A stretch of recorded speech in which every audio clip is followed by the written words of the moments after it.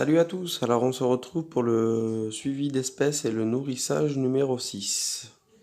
Alors, on va commencer par qui? On va commencer par les lasus.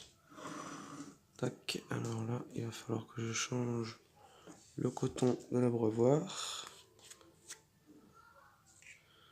Voilà. On va également remplir d'eau. Vous voyez ce que je fais quand même. Donc c'est un pot, mais c'est de l'eau déminéralisée, hein.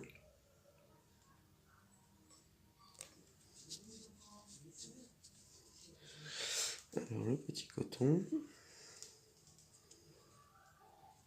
Là. Voilà. On va faire comme ça. Tac, je l'imbibe bien. Je le ressors. Je remets de l'eau. Voilà. Je remets le coton en sortie. Bon, ça fait un peu d'eau partout. Voilà. Je vais sécher un peu. Voilà. Là, il est prêt à être dans le nid. Alors, hop. Toc. Voilà. On change le coton-tige. Celui-là, poubelle. Alors, toujours dans mon miel à magique. Mon pince, c'est pas terrible. Vous voyez, on imbibe.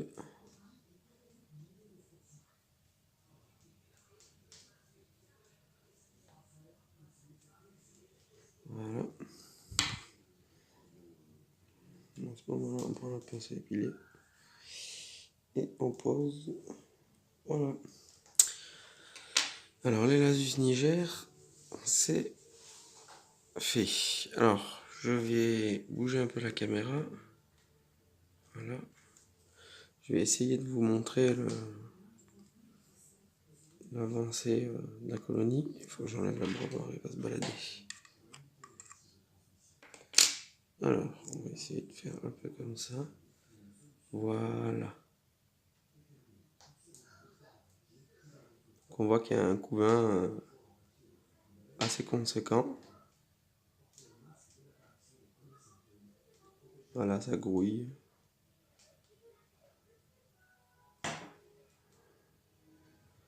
Voilà. Alors, normalement, elles utilisent cette pièce, cette salle au fond, là. Et normalement, voilà, il y en a quelques-unes qui viennent ici. Voilà. Donc ça, c'est pour les lasus. Toc. On va les mettre à côté. On va remettre l'abreuvoir parce qu'elles vont monter, elles vont sentir le manger. Alors ensuite, par qui on commence? Alors là, vous avez ma Messor Barbarus qui avait du mal, qui a repondu. En plus, c'est une belle tête rouge. Je sais pas si vous allez la voir. On va faire en sorte que vous la voyez. Voilà. On voit peut-être pas la tête rouge là, mais on voit que son couvain a évolué. Il y a une belle larve qu'elle tient. Donc je ne perds pas espoir. Voilà. Ça c'était la première Messor Barbarus. Ensuite vous aviez les Messor Barbarus que j'avais fait déménager. Qui se plaisent pas trop mal là-dedans. Bon, c'est pas définitif, hein, c'est vraiment du provisoire. Qui ont commencé à faire du pain. Le tube est plein de poussière. Essayez de vous enlever ça. Voilà. Alors elles ont commencé à faire leur pain. Ah puis c'est du tube en plastique, on voit rien. Là. On va y arriver. Voilà. Donc là elles sont un peu perturbées. Mais il y a du monde.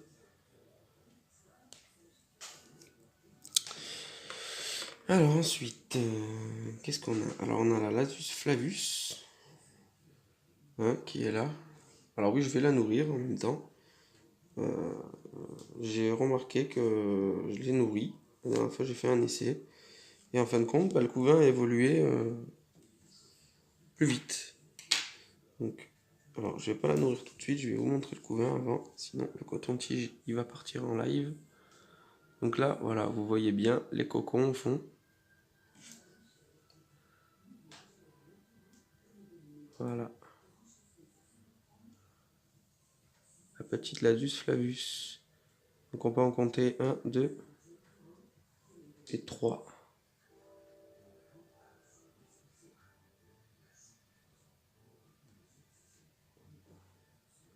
Voilà. Donc elle s'en occupe à merveille. Donc on va la nourrir quand même. Je préfère, même si je sais que c'est pas conseillé. Mais bon.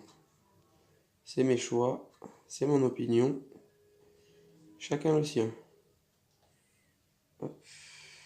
Alors, pour pas dégueulasser le tube, on va prendre la pince à épiler. Et on va le mettre assez au fond. Là. On va voir qu'elle y va tout de suite.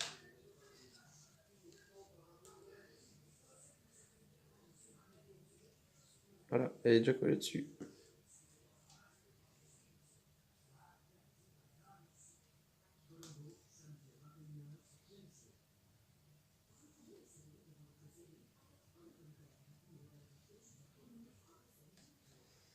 Voilà, pour ce qui en est de la Lasus flavus. Alors ensuite, là vous avez une Lasus Niger qui est seule, qui avait fondé, qui mange ses œufs, qui je sais pas trop ce qu'elle fait. Voilà. Alors ensuite, les Crématogaster scutellaris. Alors là c'est une explosion de couvain, comme vous pouvez voir. Je vais les tourner. On va pas trop aimer, mais c'est pas grave. Voilà, on voit bien que c'est collé de partout. Il va y avoir plein de naissances, il y en a déjà eu pas mal là. On est à 10 ouvrières, d'ailleurs il y en a une qui est complètement folle là. Madame la reine, qui est assez actif comme reine fourmi je trouve. Voilà, mais le couvain, il est assez explosif hein, sur cette espèce. Alors là, ça va être très compliqué pour enlever le coton. Oh là là là là là là. Comment je vais faire? Alors attendez, bougez pas.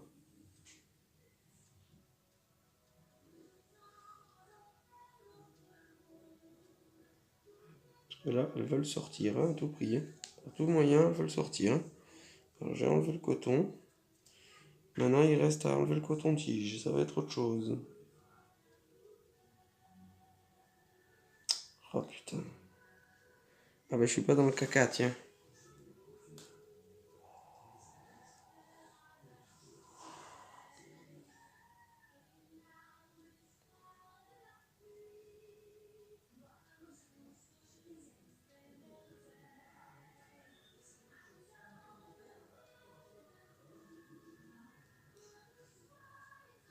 Là, ah ouf, j'ai réussi à l'enlever. On va vite en remettre un autre. C'est des fourmis qui ont tout le temps la fringale, celle-là. Là. D'ailleurs, je pense que c'est pour ça que le couvain se développe assez vite. Voilà. Je remets le coton-tige et je vous montre.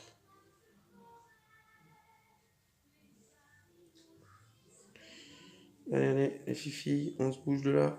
Voilà. J'espère que j'en ai pas sur moi, non? Non, ça n'a pas l'air. Alors, bah là, bien sûr, il y a de la bouffe, donc elles sont toutes là. Hein, si vous voyez bien. Elles sont déjà prêtes.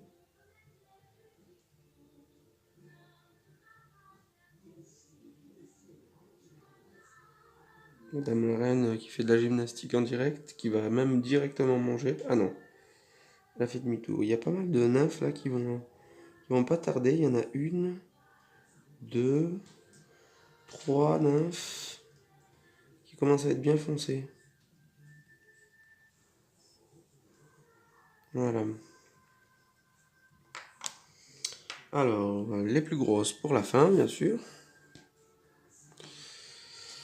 Alors, j'ai oublié d'humidifier la nurserie de chez Happy Ants.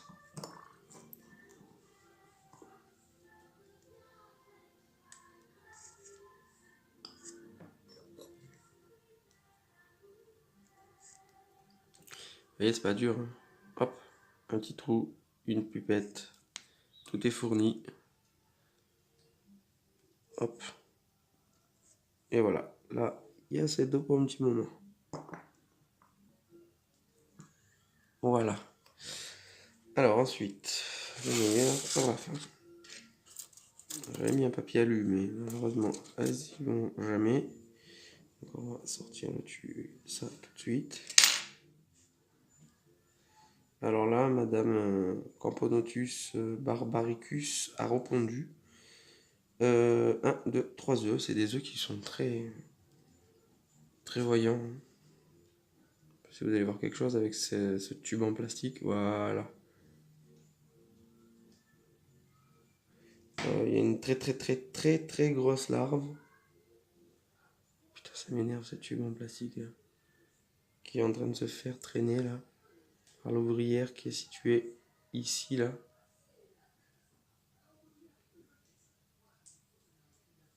Donc voilà, tout se passe bien, ça reprend. Dans pas longtemps, il va falloir que je les change de tube parce que il n'y a plus d'eau. Après bon, c'est pas très grave en soi parce que c'est des fournis qui peuvent vivre en nid sec. D'ailleurs, je vais sûrement leur bricoler un abreuvoir. Si je trouve un tube vide. Alors, une bonne dose de miel là, pour celle-ci aussi. On va le poser directement à l'entrée là, du tube. Tac. Voilà. Et puis on va voir si elles y vont. Ah bah oui, bah c'est direct.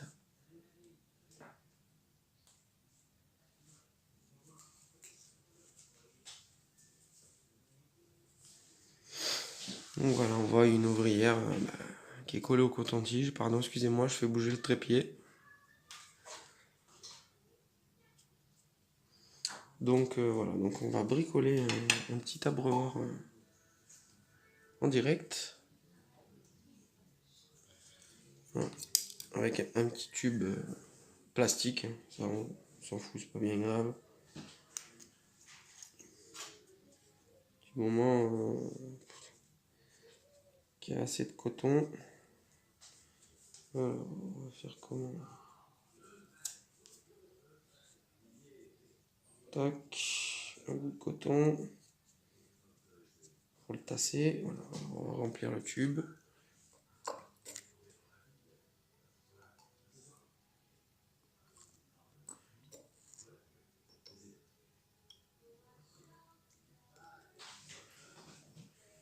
Hop. Voilà. Encore un coup. Voilà. C'est elles ont bon, un abreuvoir. Je vais pas dire à l'infini, mais pour un bon moment.